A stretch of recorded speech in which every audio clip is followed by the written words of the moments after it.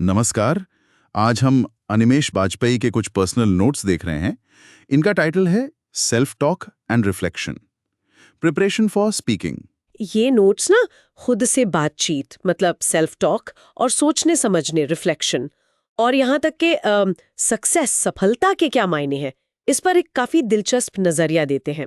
तो चलिए आज इन्हीं विचारों में थोड़ा गहरा उतरते हैं, देखते हैं कि यहाँ से हमारे लिए क्या निकलता है। शुरुआत होती है एक सलाह से कि सोचने का जो तरीका है उसे सिंपल रखें, एकदम सरल। एक बार में बस एक आइडिया लें, उसे मन में बहने दें और फिर उसे असलियत से मिलाएं। मतलब जो पढ़ा या सुना है उससे वो कितना मैच करता है। ये सुनने में तो काफी सीधा लगता है, पर नोट से सादगी पर इतना जोर क्यों दे रहे हैं? कुछ खास बात? हाँ, ये सादगी अहम है, क्योंकि अक्सर क्या होता है ना, हमारे दिमाग में एक साथ बहुत कुछ चलता रहता है, विचारों का शोर। तो नोट्स का इशारा है कि एक एक करके सोचने से ना क्लैरिटी आती है, उलझन कम होती है। और एक और दिलचस्प बात, ये प्रक्रिया सिर्फ मन में सोचने तक ही नहीं है। नोट्स में कहा गया अगर मुमकिन हो तो अपने विचारों को जोर से बोलिए। ओ, जोर से बोलना। हाँ, और कमाल की बात यह है कि ये परफेक्शन के लिए नहीं है, ये लॉजिक मतलब तर्क को परखने के लिए है। अच्छा, तो ये ऐसा है जैसे हम अपनी ही बात को बाहर से सुन रहे हों, ताकि खुद जांच सकें कि भाई बात में दम है या नहीं। बिल्कुल बिल्कुल, ये एक तरह का एक्सटर्नल फीडबैक लूप बनाने जैसा है। जब विचार आवाज बनते हैं ना, तो वो ज्यादा ठोस लगते हैं, उनकी कमजोरियां या उनकी ताकत वो ज्यादा साफ दिखती है। यहीं पर सेल्फ टॉक यानी अंदर की बातचीत वो बाहरी एक्सप्रेशन से जुड़ जाती है। नोट्स कहते हैं धीरे बोलिए, ईमानदारी से और पूरी एनर्जी के साथ। मकसद कोई स्मार्टनेस दिखाना नहीं है, हम्म। बल्कि अपनी बात को पहले खुद अच्छे से समझना और फिर शायद दूसरों को समझाना। और इसी से जुड़ा हुआ एक और पॉइंट है कि आपकी राय मायने रखती है, भले ही वो पूरी तरह से सही न हो। क्या नोट्स इस पर कुछ और कहते हैं कि ये नजरिया कॉन्फिडेंस कैसे बनाता है, खासकर जब हमें अपने विचार सबके सामने रखने हो? ये बहुत ही गहरा पॉइंट है। इसका मतलब ये नहीं कि फैक्ट्स इंपॉर्टेंट नहीं है, बिल्कुल है। लेकिन ये अपनी सोच, अपने अनुभव को एक तरह से वैल्यू देने की बात है, उसे मान्यता देना। जब आप ये मानते हैं कि हाँ, मेरे नजरिए की भी अपनी एक जगह है, तो आप उसे बिना हिचकिचाहट के या तो जाहिर करने या फिर उसे जांचने के लिए तैयार होते हैं। ये ईमानदारी से खुद का सामना करने जैसा है, और ये किसी भी तैयारी के लिए पहला कदम है। आपकी सच्चाई वो आपका स्टार्टिंग पॉइंट है। समझ गया। तो ये सोचने और बोलने की तैयारी ये अक्सर होती किस लिए है? शायद सफलता के लिए। और यहीं पर नोट्स से एक बड़ा इंटरेस्टिंग मोड़ लेते हैं सफलता की परिभाषा पर। नोट्स में इसके कई रंग दिखाए गए, जैसे पैसा, खुशी, आराम। हाँ, फिजिकल स्ट्रेंथ, सेहत, या फिर मन की शांति, पीस ऑफ माइंड। और नोट्स कहते हैं कि ये सब जायज है, सब अपनी जगह ठीक है। इस फ्लेक्सिबल नजरिए में क्या खास बात दिखती है आपको? खास बात है इसकी फ्रीडम, आजादी। ये हमें समाज की बनाई हुई एक वो वन साइज फिट्स ऑल वाली सफलता की परिभाषा से मुक्त करता है। नोट्स ये मानते हैं कि सक्सेस बहुत ही पर्सनल चीज है, और ये उम्र और हालात के साथ बदलती भी रहती है। अच्छा, कैसे?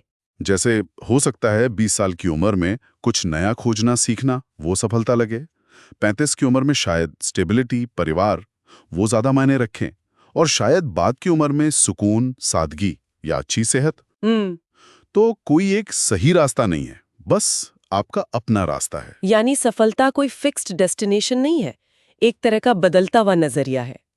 ये सोच तो यकीनन प्रेशर कम करती है। ये जानना कि जो आज मेरे लिए सक्सेस है वो कल बदल सकती है और इसमें कुछ गलत नहीं है। हाँ, और ये बदलाव सिर्फ उम्र पर ही निर्भर नहीं करता।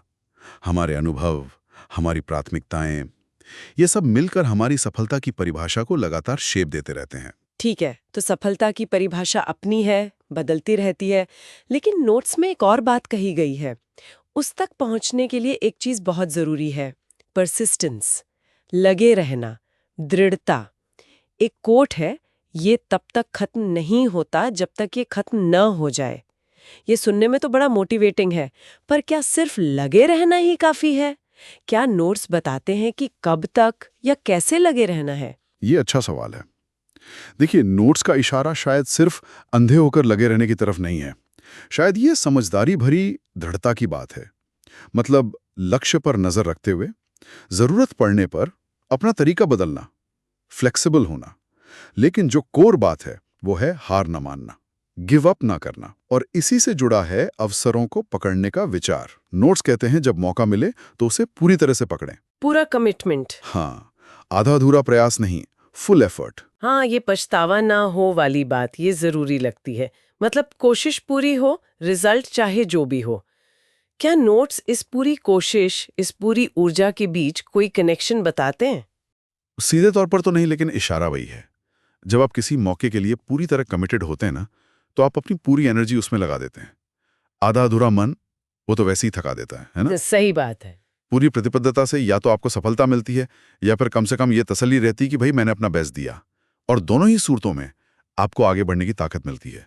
तो अगर हम इन सब बातों को जोड़ें, विचारों को सरल रखना, उन्हें आवाज देकर परखना, सफलता को अपनी शर्तों पर अपने जीवन के स्टेज के हिसाब से डिफाइन करना, बिल्कुल। और फिर पूरी शिद्दत से, पूरी ऊर्जा से मौकों को पकड़ना, ये सब मिलकर क्या तस्वीर बनाते हैं? ऐसा लगता है ये खुद को समझने और आगे बढ़ने का एक बहुत ही प्रैक्टिकल ग्राउंडेड तरीका है। बिल्कुल। ये नोट्स हमें याद दिलाते हैं कि तैयारी सिर्फ बाहरी दुनिया के लिए नहीं होती।